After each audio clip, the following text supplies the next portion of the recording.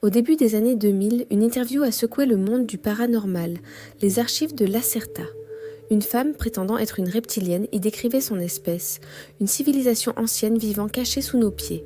Aujourd'hui, je ne vais pas analyser ce texte, mais plutôt vous raconter une histoire inspirée par cette théorie, l'histoire d'une rencontre qui aurait pu changer le cours de notre perception de l'univers.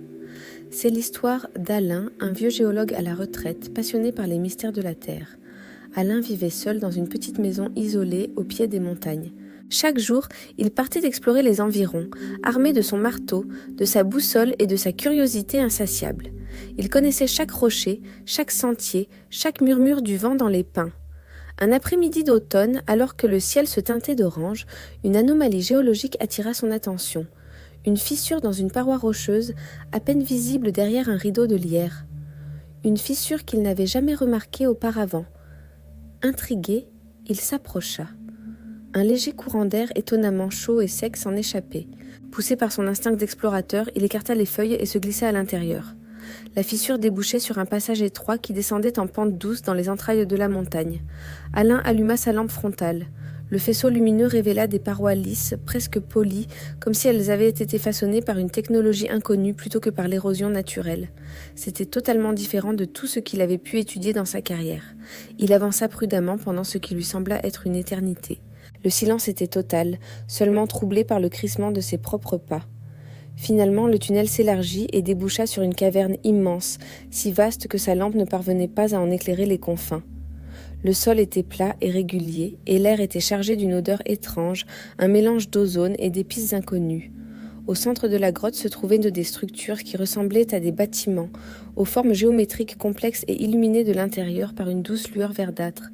Alain était pétrifié, partagé entre la peur et l'émerveillement. Il venait de tomber sur quelque chose qui dépassait l'entendement. Il se cacha derrière un pilier de roche, son cœur battant à tout rompre. C'est alors qu'il les vit. 2 silhouettes sortirent d'un des bâtiments. Elles étaient grandes, bien plus grandes qu'un humain moyen. Leur peau semblait couverte d'écailles fines qui scintillaient sous la lumière ambiante. Leur tête était allongée, avec de grands yeux dorés, semblables à ceux d'un reptile, mais remplis d'une intelligence évidente. Ils se déplaçaient, avec une grâce fluide, presque silencieuse. C'étaient eux, les créatures des légendes, les reptiliens. L'un d'eux tourna brusquement la tête dans sa direction. Son regard perçant sembla traverser la roche pour se fixer directement sur lui. Alain sentit une vague de froid le parcourir. Il était découvert. Les 2 êtres s'approchèrent. Leurs mouvements rapides et précis ne laissaient aucune place à l'évasion. L'un d'eux leva une main dotée de longs doigts griffus. Alain ferma les yeux, s'attendant au pire. Il sentit une pression sur son épaule, non pas violente, mais ferme. Il rouvrit les yeux. La créature le fixait, sa tête inclinée dans un geste qui pouvait passer pour de la curiosité.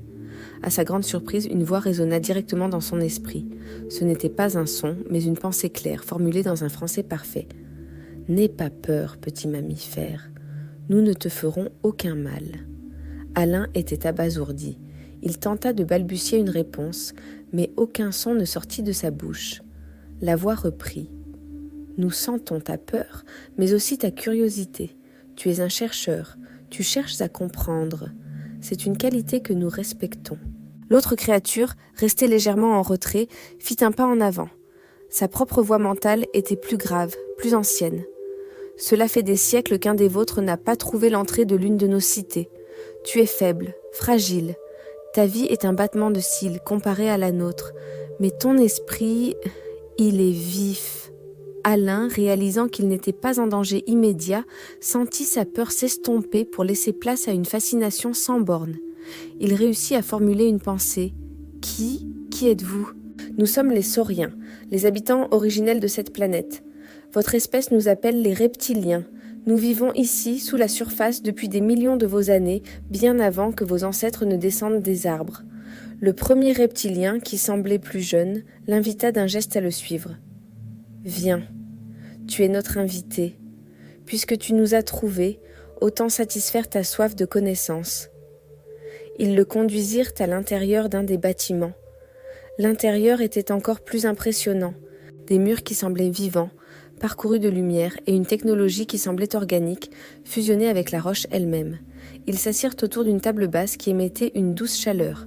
Le plus âgé se présenta par une série d'impressions mentales que l'esprit d'Alain traduisit par « Xylos ». Le plus jeune Kaylen. Alain leur donna son nom. Ainsi commença la première de nombreuses conversations.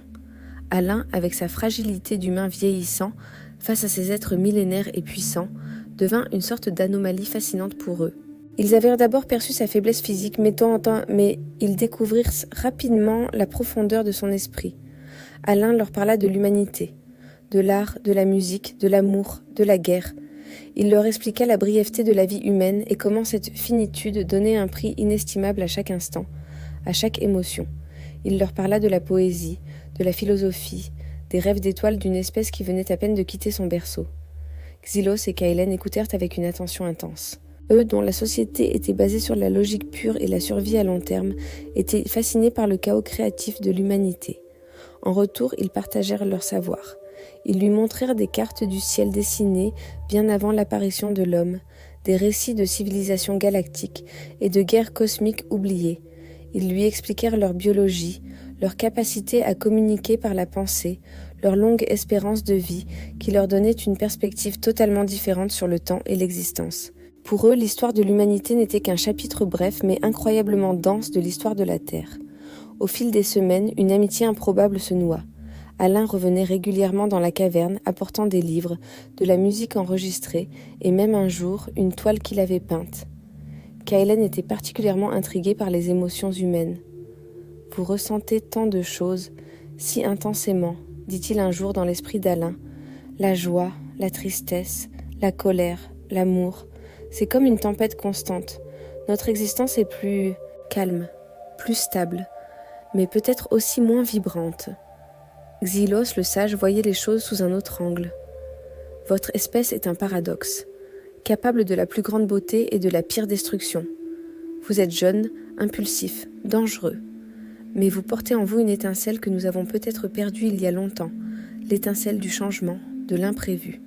Alain comprit alors qu'il n'était pas juste un sujet d'étude, il était un pont, un lien entre deux mondes qui se croyaient seuls. Ces rencontres clandestines devinrent le secret le plus précieux d'Alain. Il savait qu'il ne pourrait jamais révéler son existence. L'humanité n'était pas prête. La peur de l'inconnu aurait tout détruit. Il se contenta de savourer ces échanges philosophiques, apprenant d'une civilisation ancienne et enseignant, en retour, ce que signifiait être humain. Il avait trouvé dans les profondeurs de la terre non pas des monstres, mais des sages, des êtres qui, malgré leurs différences physiques abyssales, partageaient la même quête de sens. Un jour, Alain sentit que ses forces le quittaient. La vieillesse, ce mal inéluctable pour les humains, le rattrapait. Lors de sa dernière visite, il l'annonça à ses amis. Il était trop faible pour faire le chemin à nouveau. Il y eut un long silence. Pour la première fois, Alain perçut une émotion complexe de la part de Kaylen, un écho de ce que les humains appelleraient la tristesse. Xylos posa sa main écailleuse sur l'épaule d'Alain. « Ton corps s'éteint, mais ton esprit a laissé une marque sur nous qui durera bien plus longtemps que la vie de tes montagnes. Tu nous as rappelé ce que c'est que de vivre avec intensité. Va en paix, Alain, l'ami des sauriens. » Alain sourit, une larme coulant sur sa joue ridée. Il quitta la grotte pour la dernière fois, le cœur lourd, mais l'esprit enrichi d'un savoir que nul autre humain ne possédait. L'histoire d'Alain n'est qu'une fiction, bien sûr, mais elle nous pousse à nous interroger, et si la théorie de Lacerta ou d'autres récits similaires contenaient une part de vérité? Si nous n'étions pas seuls sur notre propre planète, et si, au-delà de la peur initiale, une rencontre avec l'autre, aussi différent soit-il, pouvait nous mener à une meilleure compréhension de nous-mêmes? C'est une pensée vertigineuse. Qu'en pensez-vous? Laissez vos théories et vos réflexions dans les commentaires. Merci d'avoir regardé et n'oubliez pas de vous abonner pour plus d'exploration aux frontières du réel.